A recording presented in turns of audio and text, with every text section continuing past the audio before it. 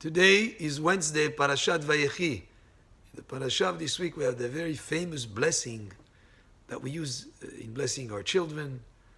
And this is the blessing that Yaakov Avinu gave to the children of Yosef, to the sons of Yosef, to Ephraim and Menashe. And actually we say in the blessing, Yesimcha Elohim ke Ephraim v'chim Menashe. May Hashem make you like Ephraim and like Menashe. And this is straight from the parasha. The pasuk says, "Vayivarechem bayom ha'u lemor," and Yaakov blessed them on that day, saying, "Becha yevarech Yisrael lemor."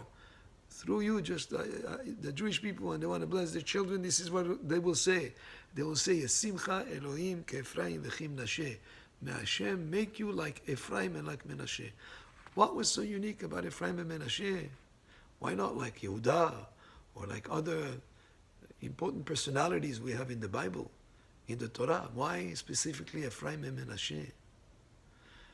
And Ephraim and Menashe represent the quality of maintaining a strong Jewish identity and being loyal to Torah and mitzvot, even when you live in the exile and even when you're involved and successful in worldly affairs.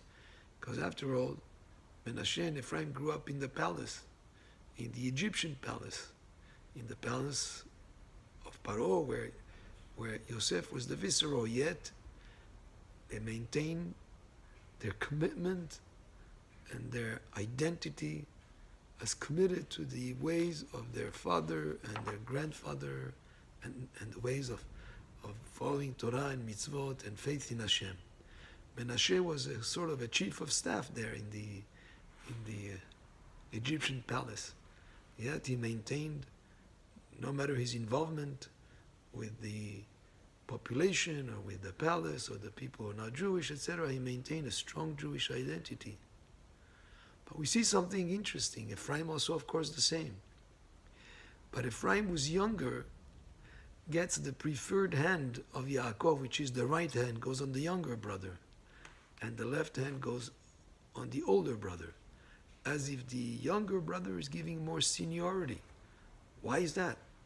Well, it's because Ephraim, as compared to Menashe, even though both were very committed to Torah and to their identity and their faith, but Ephraim dedicated all his time to spirituality.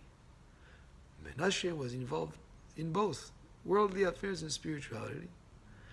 And Ephraim, according to the Midrash, used to learn with his grandfather Yaakov, and that's why he got that kind of priority. Also, we bless our children that they should be like Ephraim and Menashe, that there should always be harmony between them. There should be always peace and respect between them. Even though Menashe was the older, saw the younger brother being blessed with the preferred right hand, Menashe accepts it without any grudge, without any complaints. We don't hear about any jealousy. On the opposite, it's a spirit of cooperation and understanding, regardless of who's younger and older. Whoever takes a certain aspect that should be given more importance, which is the aspect of spirituality, deserves the right hand, and he accepts that.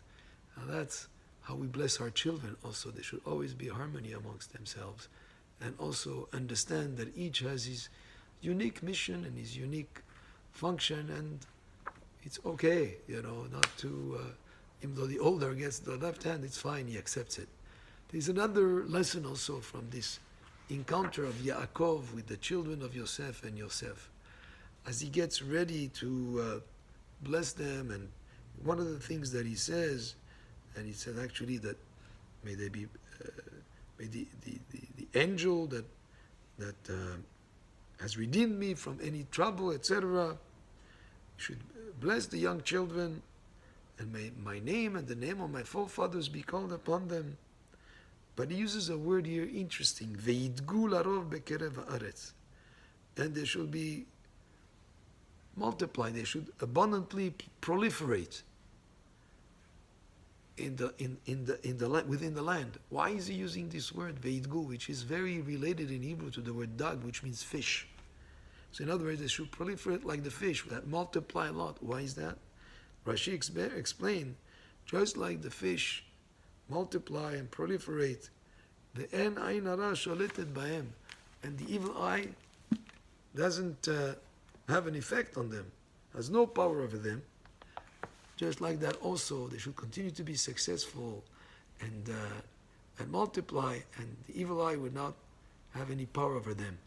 And our sages explain, because the fish are hidden from the eye, they're under the water, and they're, you don't know, you don't always see them. There's no idea of how many there are. That's why they multiply. It's a lesson for us to keep things in a discreet manner, not to be flashy, not to show off. Because the less you show off and the less you're flashy and the more things are discreet, the more beracha, blessings, can happen on that which is hidden from the eye and discreet, just like the fish. So this is another lesson that we learn from the blessing that Yaakov gave his grandchildren. Baruch Adonai le'olam, amen ve'amen.